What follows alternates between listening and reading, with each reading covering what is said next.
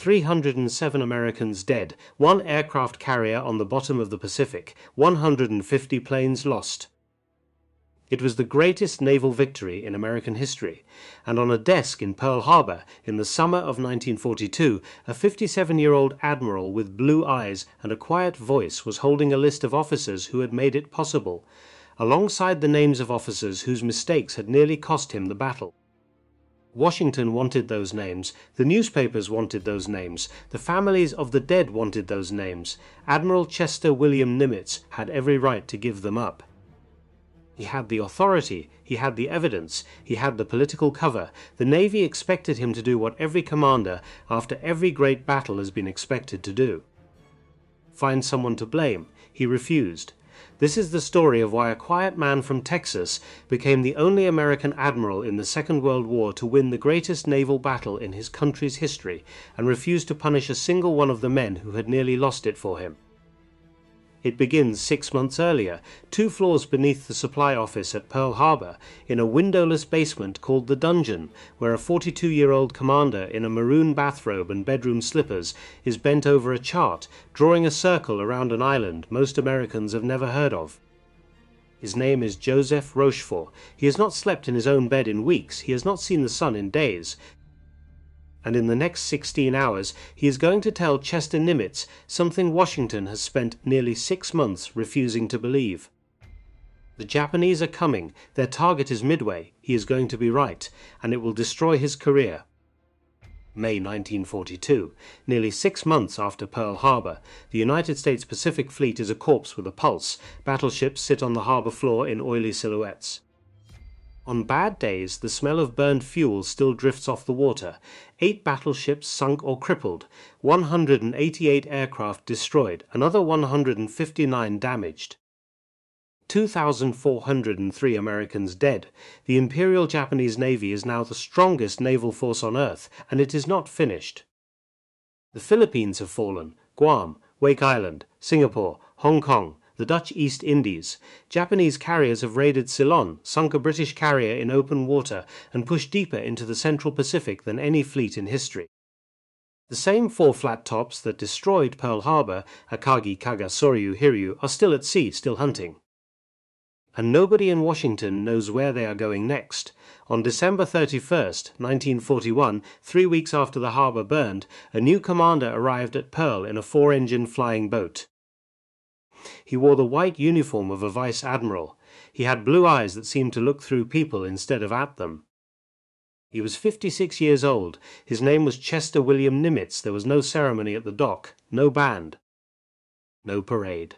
The harbor was still a graveyard, and a graveyard does not host parades, so they held the change of command on the deck of a submarine, the USS Grayling, because there were no battleships left to stand on. Nimitz read his orders out loud. The previous commander's flag came down. He saluted. And just like that, the man who would be responsible for winning the Pacific War took the job nobody else wanted. He inherited a fleet that had lost, a staff that was terrified, and a code-breaking unit 2 floors below ground run by a 42-year-old commander everyone said was strange. Rochefort had been in this fight long before the fight began. In the 1920s, while other naval officers were learning to drive battleships, he had quietly become one of only 3 Americans fluent in Japanese, cryptanalysis, and naval operations at the same time. He had studied in Tokyo. He had run code units in Washington. He understood the enemy's mind better than most Americans understood their own. Now he ran Station Hypo, the basement they called the Dungeon. His team was small. Thomas Dyer, the cryptanalyst who would not stop until the mathematics broke. Joseph Finnegan, the linguist who could read intent into a single Japanese character. Donald Showers, 23 years old, the youngest officer in the unit. They worked in 18-hour shifts. They slept on cots between the file cabinets. They ate sandwiches off the codebook desks. Their families wrote letters they did not answer. They were trying to break a Japanese naval cipher called JN25. They had broken about 15% of it. 15% was enough. In early May, the intercepts began to change. Movement orders, fuel allocations, transport schedules, carrier divisions reassigned across the Pacific theater. The outline of something enormous was forming in the radio traffic. an operation the Japanese called AF. Rochefort believed AF was Midway. Midway is an atoll in the central Pacific, two small islands of coral and bird droppings, 1,200 miles northwest of Honolulu. It has an airstrip, a radar station, a garrison of Marines, and if Japan took it, they would have a base from which to threaten Hawaii itself. Rochefort took his analysis up the chain. Nimitz listened. But 4,000 miles away in Washington, another team was reading the same intercepts and reaching a very different conclusion. Station Nejige, the Office of Naval Communications. Captain John Redmond ran the section called OP-20G. His older brother, Rear Admiral Joseph Redmond, sat one floor above as the Director of Naval Communications. Together, the Redmond brothers controlled the institutional voice of American naval intelligence. They had ambition, they had access, and they had been embarrassed. In the months leading up to Pearl Harbor, Washington's codebreakers had missed the warning signs. Rochefort had missed them too. Everyone had missed them, but after the disaster, the Redmonds had quietly begun maneuvering to consolidate all naval code-breaking under their own command, in Washington, under their control. Rochefort was the obstacle, so when Rochefort said the target was Midway, the Redmonds said the target was elsewhere. The Aleutians, perhaps? The West Coast, maybe Hawaii itself. They wrote memos, they called meetings, they worked phones. They told Admiral Ernest King, Commander-in-Chief of the United States Fleet, Chief of Naval Operations, the second most powerful military officer in America, that the man in the bathrobe at Pearl Harbor could not be trusted. Ernest King was 63 years old. He drank. He did not smile. His own daughter once said her father was the most even-tempered man in the Navy. He was always in a rage. King believed the Redmonds. He told Nimitz to prepare for a Japanese attack somewhere other than Midway. Chester Nimitz did something almost no four-star officer in American history has ever done. He ignored his own headquarters. He did not write a defiant letter. He did not call a press conference. He did not pick a fight he could not win. He simply began moving ships toward Midway. He ordered Enterprise and Hornet, recalled from the South Pacific. He ordered Yorktown, damaged at the Battle of the Coral Sea, requiring an estimated 90 days of repair, patched in 72 hours and sent back to sea. Welders worked through the night with the ship still leaking. Sailors slept on the deck plates between shifts. When his intelligence officer brought him Rochefort's final assessment, Nimitz read it carefully. Lieutenant Commander Edwin Layton was 39. He had spent 3 years in Tokyo before the war. He had personally known Admiral Yamamoto.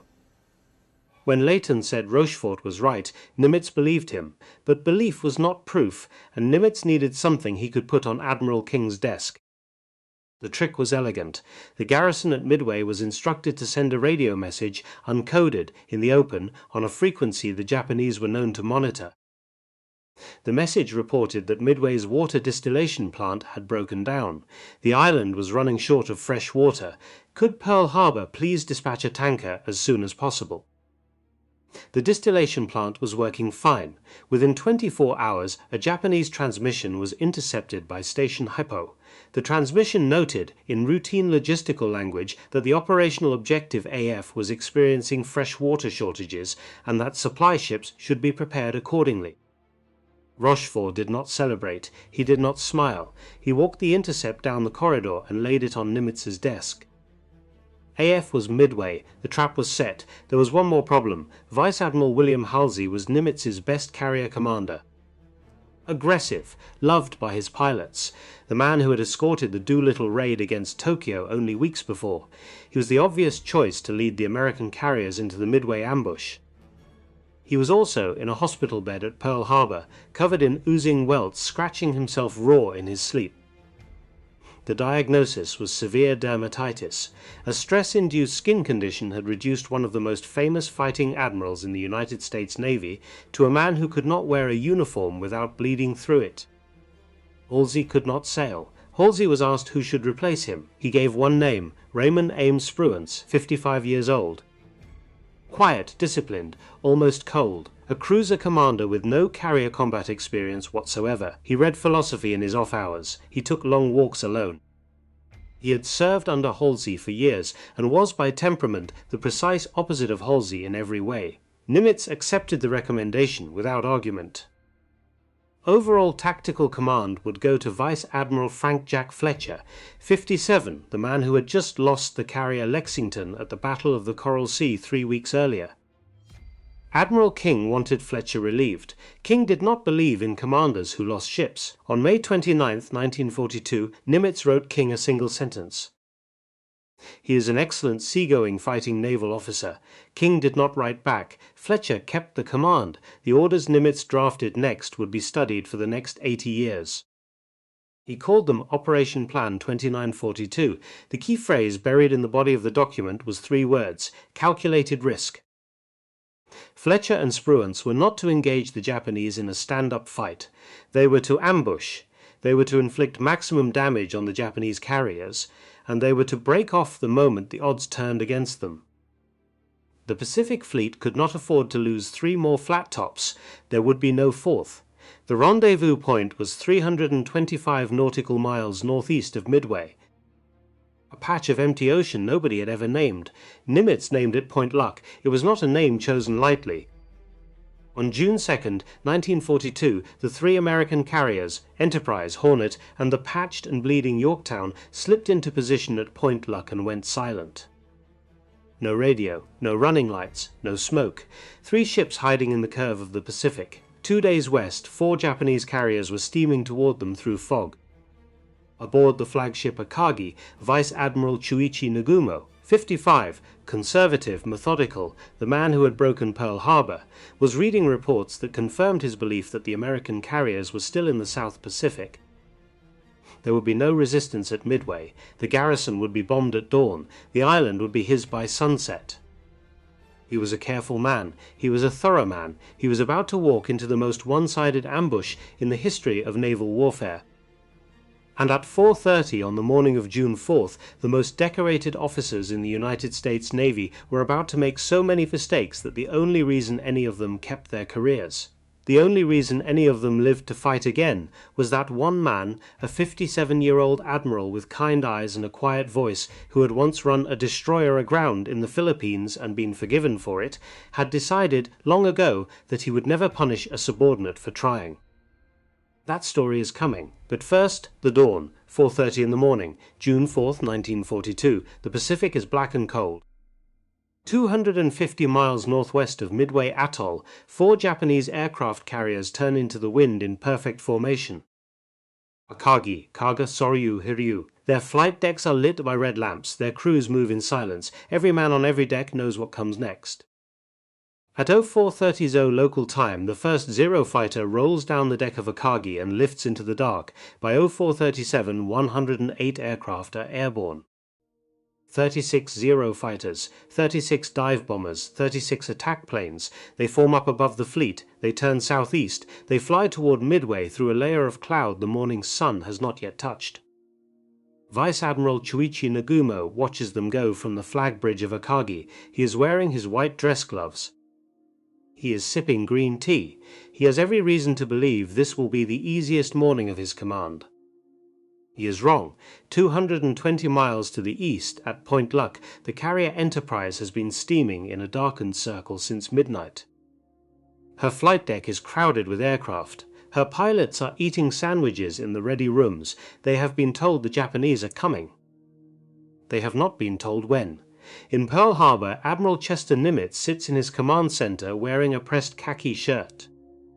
The coffee on his desk has gone cold. Beside him stands Lieutenant Commander Edwin Layton. Layton has a slip of paper in his hand. His prediction, written the night before, bearing 325 degrees, distance 175 miles, time of first contact, around 6 o'clock. At 0534, an American PBY Catalina flying boat radios in. Many planes heading Midway, bearing 320, distance 180 miles. Nimitz turns to Layton. He does not smile. He says 4 words, 5 minutes, 5 degrees, 5 miles. It is the closest a piece of military intelligence has ever come to perfection. The trap closes. By 6 o'clock, Japanese bombs are falling on Midway. The garrison fights back with everything it has. Anti-aircraft batteries, obsolete Brewster Buffalo fighters that the Zeros sweep from the sky like leaves. Within 25 minutes, Midway is burning end to end.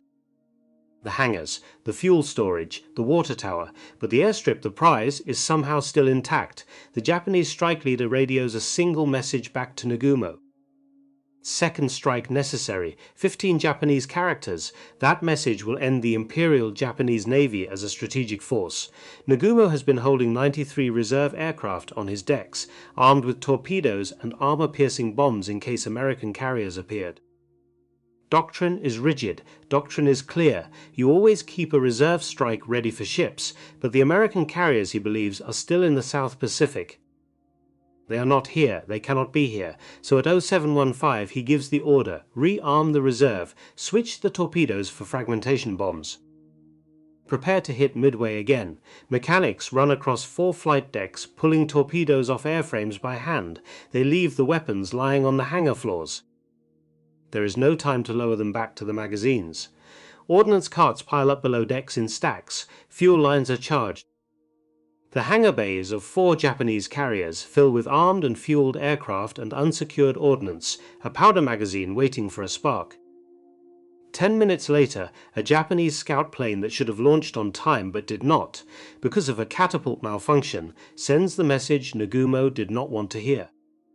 Sighted what appear to be 10 enemy surface ships, he has armed his reserve for the wrong target, while Nagumo agonizes the Americans' launch.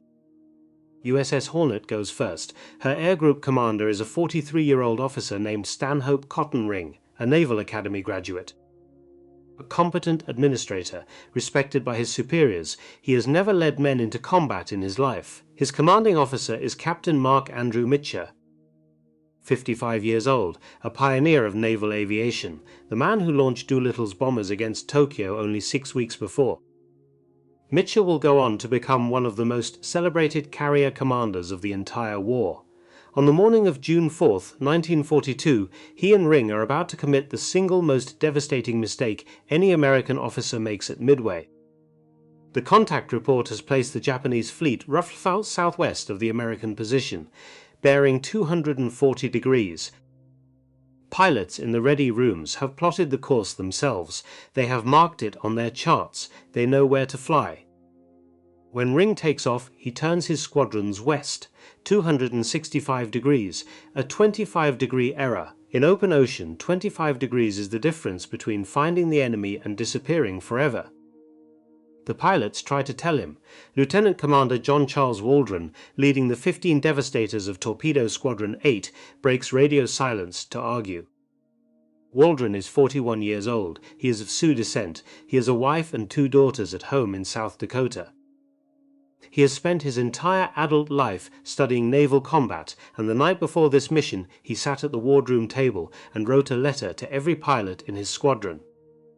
The letter contained a single line that mattered. If there is only one plane left to make a final run, I want that man to go in and get a hit. May God be with us all. Now, 2,000 feet above the Pacific, Waldron and Ring argue by hand signals across the gap between their aircraft.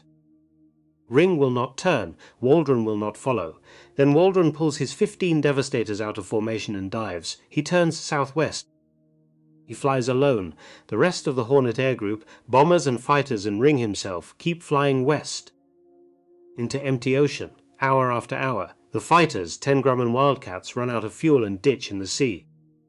One pilot is lost. The dive bombers eventually give up. Some return to Hornet, some divert to Midway. None of them see a single Japanese ship. It will be remembered as the flight to nowhere, the most powerful weapon in the United States Pacific Fleet, taken out of the battle by one wrong heading on the most important morning of the war. Waldron flies his Devastators southwest at low altitude. He does not know what he will find. He has no fighter escort. He has no dive bombers to draw off the enemy combat air patrol. He is flying obsolete torpedo planes that cannot exceed 100 miles per hour at attack speed. He is carrying torpedoes, the Mark 13, known to malfunction more often than they work. He finds the Japanese fleet at 0920. The Zeros see him first. 40 fighters drop to meet him, 40 against 15. The Devastators come in low, in 2 columns, throttles wide open, trying to close the distance to drop range. The Zeros come down on them in pairs. They open fire from astern. The first Devastator bursts apart in mid-air.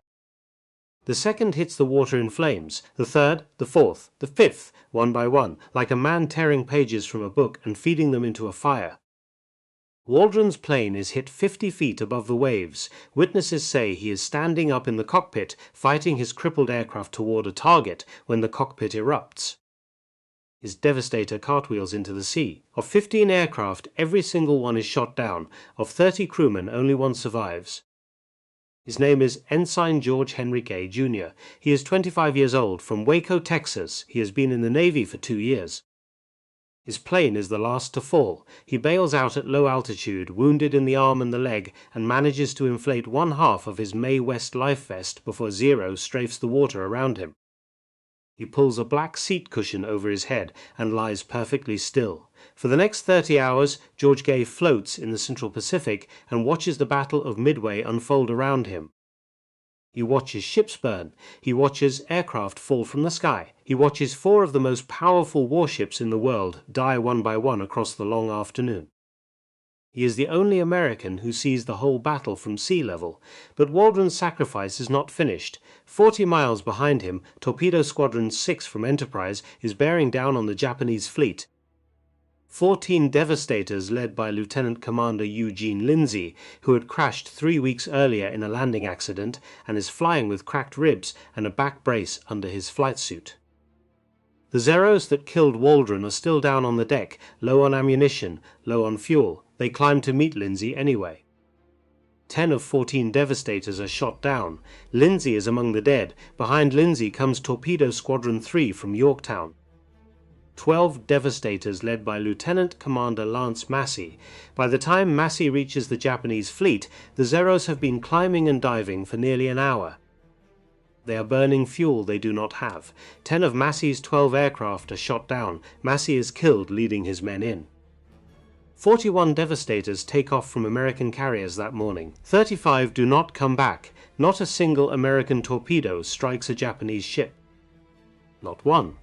And yet, at the precise moment American torpedo squadrons are dying, every Japanese fighter on combat air patrol is at wave-top altitude. Every Zero is low on fuel. Every Zero is low on ammunition. Every Japanese anti-aircraft gunner is looking down at the water. Nobody is looking up. 2 miles above the burning Devastators of John Waldron and Eugene Lindsay and Lance Massey, 32 American dive bombers are arriving.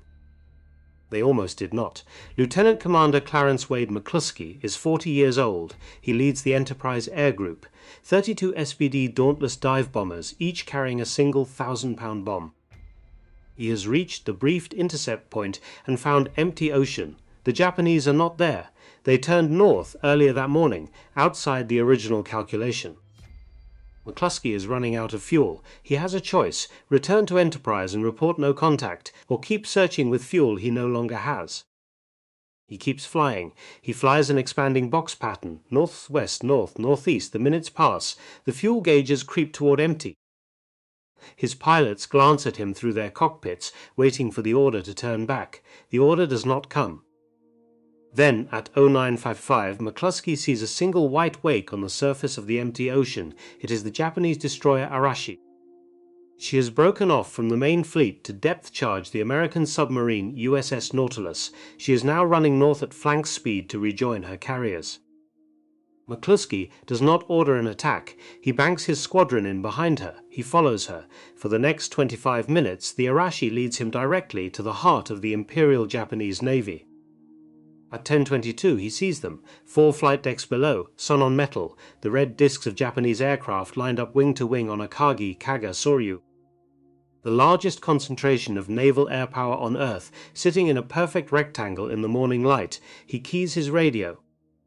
He says 2 words: attack, attack. The dive bombers nose over. What happened in the next 10 minutes is sometimes called the 5 minutes that changed the world.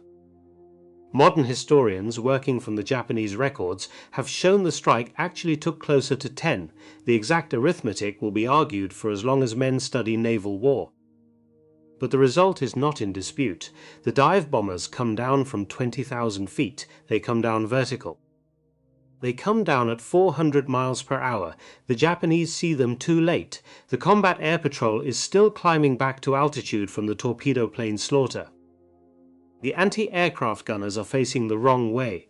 The first 1,000-pound bomb hits Kaga Square on her flight deck and ignites the fueled and armed aircraft sitting in her hangar bays. The second bomb hits, the third, the fourth. Kaga's hangar deck becomes a chain of secondary explosions, torpedoes cooking off below, aviation fuel running like a river of fire across the steel. Akagi is struck once, one bomb. One hit, it is enough. The bomb penetrates her flight deck, detonates in the upper hangar, and the same chain reaction begins. Within 10 minutes, Nagumo's flagship is uncontrollable. The flag officer himself has to be physically pulled off the bridge through a broken porthole because the ladders are on fire. Soryu takes 3 bombs from the Yorktown dive bombers led by Lieutenant Commander Maxwell Leslie. Within 20 minutes she's dead in the water, abandoned, burning end to end. 3 Japanese fleet carriers, 3 of the 4 that had attacked Pearl Harbor 6 months earlier, killed in the time it takes a man to drink a cup of coffee. But the 4th is still alive. Hiryu had been separated from the main formation that morning. The American dive bombers had not seen her. While Akagi and Kaga and Soryu burned on the horizon behind her, Hiryu launched what she had, 18 dive bombers and 10 torpedo planes, toward the American carriers. They found Yorktown first. At noon, Hiryu's bombs began falling on the patched and bleeding carrier that should have been in dry dock for 90 days.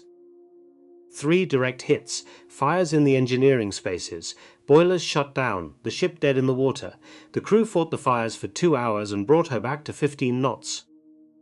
Then Hiryu's second strike arrived, the torpedo planes. 2 torpedoes struck her port side. Yorktown listed sharply. The order came to abandon ship. That afternoon, 24 dive bombers from Enterprise, including pilots who had launched from Yorktown that morning and had no ship to land on, found Hiryu alone. 4 bombs hit her flight deck. By nightfall she was a burning hulk. Her own destroyers scuttled her at dawn on June 5th. 4 Japanese carriers, the pride of the Imperial Navy, gone, but the killing was not finished.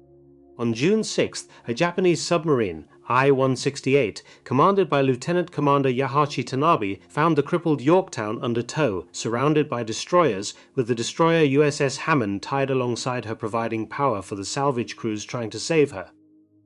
Tanabe fired 4 torpedoes from less than 2,000 yards. 1 missed, 1 struck Yorktown's starboard side. The other 2 passed beneath the carrier and struck Hammond.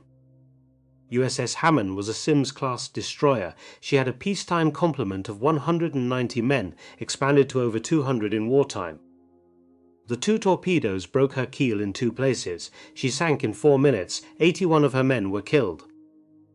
Many of them survived the sinking only to die in the water when Hammond's own depth charges, which had not been safed in time, detonated below them. The bodies came up after the ship was gone. Yorktown stayed afloat through the night. Her crew watched her from the rescue ships, a column of smoke rising against the stars. She rolled over and sank at 0501 on the morning of June 7, 1942. The Battle of Midway was over. 4 Japanese carriers sunk, the same 4 that had attacked Pearl Harbor. The strategic balance of the entire Pacific had shifted in 72 hours.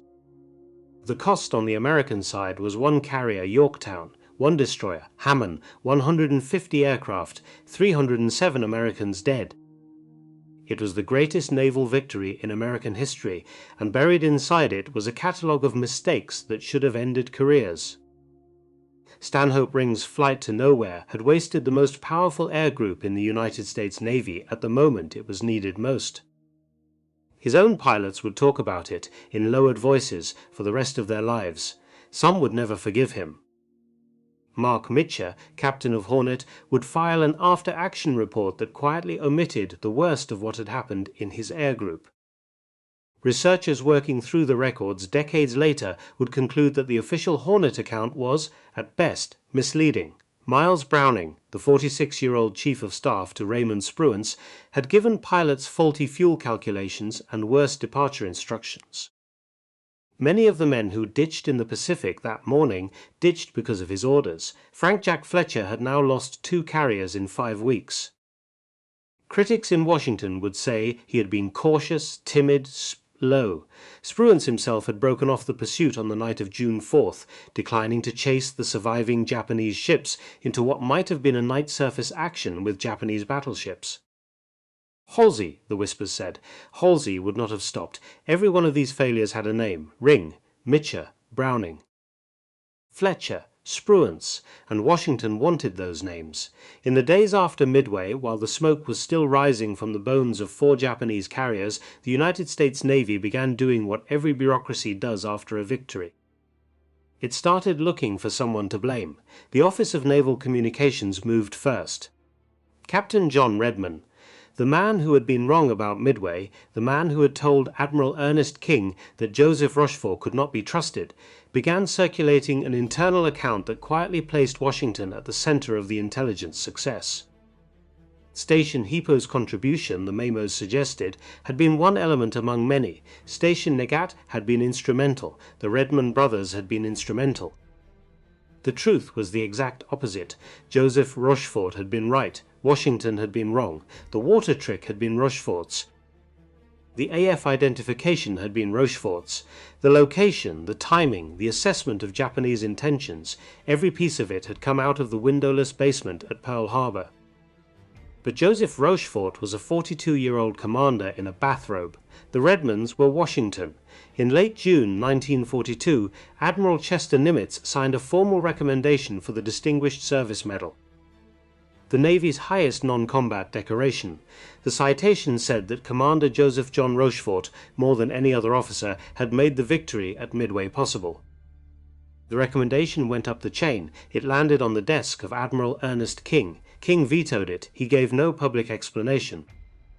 He gave no internal one either. The men who worked closely with him in those weeks would later say only this: to give Rochefort the medal would be to admit that Washington had been wrong, that the Office of Naval Communications had failed, that Captain John Redmond and his brother had advised the second most powerful officer in the United States Navy to prepare for an attack at the wrong place. That was not going to happen. The medal was denied, and quietly, in an office 4,000 miles from the basement where the war had been won, the United States Navy began making arrangements to take Joseph Rochefort out of the only job he had ever truly cared about. He did not yet know. Chester Nimitz did. The battle for credit had begun, and Nimitz, 57 years old, with kind eyes and a quiet voice, was about to discover that he could not save the man who had saved the Pacific Fleet. But he could save the men who had nearly lost it. That was the choice he made. That was the choice that defined him. That is the story still to come. November 1942. 5 months after Midway, Joseph Rochefort sits at a desk in San Francisco. The desk is in the office of the commander of a floating dry dock. The dry dock is anchored in the bay. It is used to repair the hulls of merchant ships and damaged auxiliaries. It does not break codes. It does not change wars.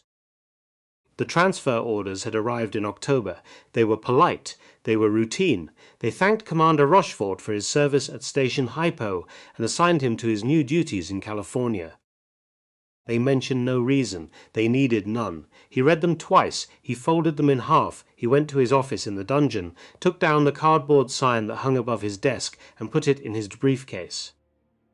The sign read, "We can accomplish anything in this world, provided no one cares who gets the credit." It would hang above every desk he ever worked at for the rest of his life. He never complained. Not in 1942. Not in 1972. Not once. Not to anyone. He simply left. At Pearl Harbor, Admiral Chester Nimitz read the transfer order with the same expressionless face he wore for everything. He had fought for the medal and lost. He had appealed to King and been overruled. The institutional machinery of the United States Navy had decided, 4,000 miles from the war, that Joseph Rochefort had to be silenced. Not because he had failed. Because he had succeeded when Washington said he would not. Nimitz could not stop it. But there was something he could still do. The reports from Midway had been arriving on his desk for weeks. The after-action accounts, the squadron logs, the casualty lists, the full record of every mistake every officer had made on the 4th of June. He had read them all. He knew about the flight to nowhere. He knew about Mitcher's misleading report. He knew about Browning's bad fuel calculations. He knew about Fletcher, and the decisions Halsey might not have made. He knew about every officer that Washington wanted his head on a platter for. He sat with those reports for a long time.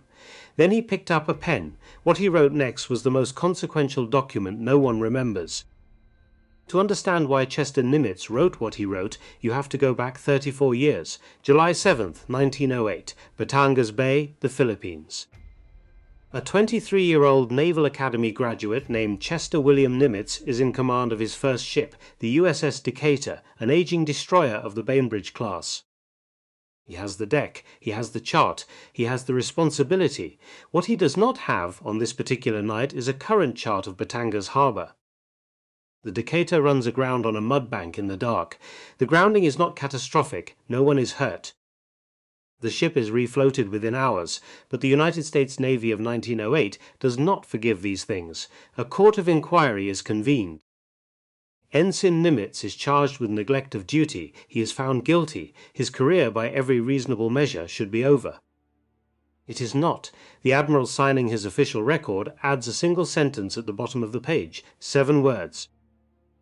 This is a good officer and will take more care in the future. That sentence saves Chester Nimitz. He goes on to command submarines, to command a battleship division, to shape the doctrine of underway replenishment that will keep American fleets at sea for years at a time. To become, in December 1941, the man who is handed the smoking ruins of the Pacific Fleet and told to win the war with what's left. He never forgets the 7 words. He never forgets what a second chance feels like. And when the reports from Midway pile up on his desk in the summer of 1942, and Washington demands names, and the cameras want a villain, and the bureaucracy is hungry for someone to punish for the parts that went wrong, Chester Nimitz makes a choice. He chooses to be the Admiral who wrote the 7 words. His official after-action report on the Battle of Midway is a remarkable document. Not for what it says, for what it does not. It does not name Stanhope Ring. It does not name Mark Mitcher. It does not name Miles Browning. It does not criticize Frank Jack Fletcher. It does not second-guess Raymond Spruance. It attributes the mistakes of June 4th to the inherent chaos of multi-carrier combat, to the limitations of 1942 radio communications, to the friction of a war that Karl von Clausewitz had written about 100 years earlier. It frames every error as an institutional lesson, a problem to be solved by training and equipment in the next battle, not a sin to be punished in this one. It is not a whitewash. The mistakes are documented, the losses are counted, the lessons are drawn, but the men who made the mistakes are left standing. Years later, asked why he had done it that way, Nimitz wrote a single sentence that has been quoted in every naval leadership manual published since. The attributes of loyalty, discipline, and devotion to duty on the part of subordinates must be matched by patience, tolerance, and understanding on the part of superiors. It was not a platitude, it was a combat doctrine. The men he protected went on to change the Pacific War. Raymond Spruance became Nimitz's chief of staff. Then commander of the 5th Fleet, he led the campaigns through the Marshall Islands, the Marianas, the Philippine Sea. Many serious historians of the United States Navy consider Raymond Spruance the finest combat admiral the country ever produced. He was the quiet man who had broken off the pursuit on the night of June 4th, the man Halsey supposedly would have replaced. Frank Jack Fletcher fought one more carrier battle, the Eastern Solomons, in August 1942, before a torpedo wound aboard the carrier Saratoga finally took him out of combat command. Despite the whispers, despite King's contempt, Nimitz inscribed a photograph to him in November of that year. The inscription, in Nimitz's own hand, read, "To Vice Admiral Frank Jack Fletcher, a fine fighting admiral and a splendid shipmate." Mark Mitcher, the man whose Hornet report had been carefully arranged to omit the worst, went on to command Task Force 58. The fast carrier striking force that broke the Japanese Navy across the entire Central Pacific in 1944 and 1945. He died of a heart attack in February 1947 at the age of 60. The men of Torpedo Squadron 8, the squadron that had been wiped out almost to the last man on the morning of June 4th, received the Presidential Unit Citation. The squadron was reconstituted with new pilots, new planes, and the same designation. It fought at Guadalcanal. It served until the end of the war. The 29 dead men of John Waldron's original squadron had not been wasted. Their sacrifice had given the American dive bombers the open sky they needed. George Gay, the only survivor, was rescued from the Pacific by a PBY Catalina 30 hours after he had bailed out. He recovered. He flew again. He lived until 1994. He spent the rest of his life telling the story of 15 men who had died so that someone else's bombs could find a target. These were the men Nimitz could save. There was one he could not. In 1953, Joseph Rochefort retired from the Navy as a captain. He had never received a single decoration for his code-breaking work during the war. He had spent the years after his transfer doing administrative duties so far from the war he had won that historians later struggled to even reconstruct the chronology. He never spoke publicly. He never gave interviews. He never wrote a book. In 1958, 16 years after the Battle of Midway, the man who had once been Joseph Rochefort's commanding officer, now retired Fleet Admiral Chester Nimitz, 73 years old, living quietly in Berkeley, California, picked up a fountain pen and wrote a 2-page letter to the Secretary of the Navy. The letter was handwritten. The handwriting was neat and steady. The letter requested, one more time, that Joseph Rochefort be awarded the Distinguished Service Medal for his work at Station Hypo. The letter was denied. The reason given was administrative. Upwards for World War II actions have been closed. Chester Nimitz read the rejection.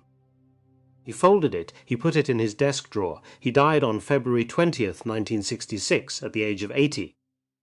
He never raised the matter again. Joseph Rochefort died on July 20th, 1976. He was 76 years old. He had outlived Nimitz by 10 years.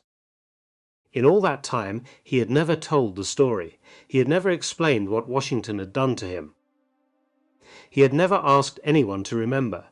The cardboard sign that had once hung above his desk in the dungeon at Pearl Harbor had hung above every desk he had worked at in the 34 years that followed. We can accomplish anything in this world, provided no one cares who gets the credit. It was the only public statement Joseph Rochefort ever made about his own life. But the men who had served under him at Station Hypo had never forgotten. Donald Showers, the 23-year-old ensign who had worked beside Rochefort in the basement in 1942, had risen through the ranks. Captain, Commodore, Rear Admiral. For more than 4 decades, in committee meetings and recommendation letters and quiet conversations in Washington offices, he had pressed the case for Rochefort's recognition. He was turned down, again and again and again. In 1983, Showers tried one more time. The intelligence materials had been declassified.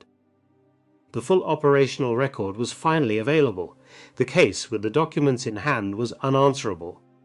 In May 1986, 44 years after the Battle of Midway, 10 years after Joseph Rochefort was buried, his family stood in the office of the Secretary of the Navy and received the Navy Distinguished Service Medal in his name. In the year 2000, President Bill Clinton awarded him posthumously the Presidential Medal of Freedom, the highest civilian honor the United States can bestow. Captain Edward L. Beach, a decorated Pacific War submariner, the author of Run Silent, Run Deep, wrote the epitaph the United States Navy should have written for Joseph Rochefort in 1942, but did not. Rochefort had made more difference at a more important time than any naval officer in history. Chester Nimitz lies buried at Golden Gate National Cemetery in San Bruno, California. Raymond Spruance lies beside him. So does Admiral Richmond Kelly Turner. So does Admiral Charles Lockwood, 4 men who in the end won the largest war ever fought on water. They asked to be buried together. The Navy honored the request. They rest in a row in alphabetical order by no rule but their own. The question they answered, the question every commander asks after every battle, has not gone away. Someone made mistakes. Someone's judgment failed. 307 Americans died on a morning of overwhelming victory. Their families were not lying when they wrote letters demanding to know whose fault that was. The easiest thing any commander can do after the smoke clears is find a name to put on the loss. It satisfies Washington. It satisfies the newspapers. It satisfies the part of the human heart that needs the universe to be fair. Chester Nimitz refused, not because the mistakes did not matter, not because the dead did not deserve an answer. He refused because 34 years earlier an old admiral had refused to destroy a careless young ensign on a mudbank in the Philippines. Because he understood, better than the men in Washington who had never lost a ship and never would, what the United States Navy needed. The men who make mistakes in battle are the same men you need for the next battle. Destroy them for what went wrong today, and you will have no one left to fight tomorrow. Washington punished the man who had made the victory possible. Chester Nimitz protected the men who had carried it out. 80 years after the smoke cleared over Midway, the United States Navy is still arguing about which one of them was right. But Joseph Rochefort never raised his voice, and Chester Nimitz never named a name. And the men they made, Raymond Spruance, Frank Jack Fletcher, Mark Mitcher, the pilots who flew the planes, and the sailors who crewed the ships, the men who lived to fight at Guadalcanal and Tarawa, and Leyte Gulf and Okinawa, those men won the rest of the war. Because someone, somewhere, had decided not to break them when they were down. Because somebody had been given a second chance once, and he never forgot.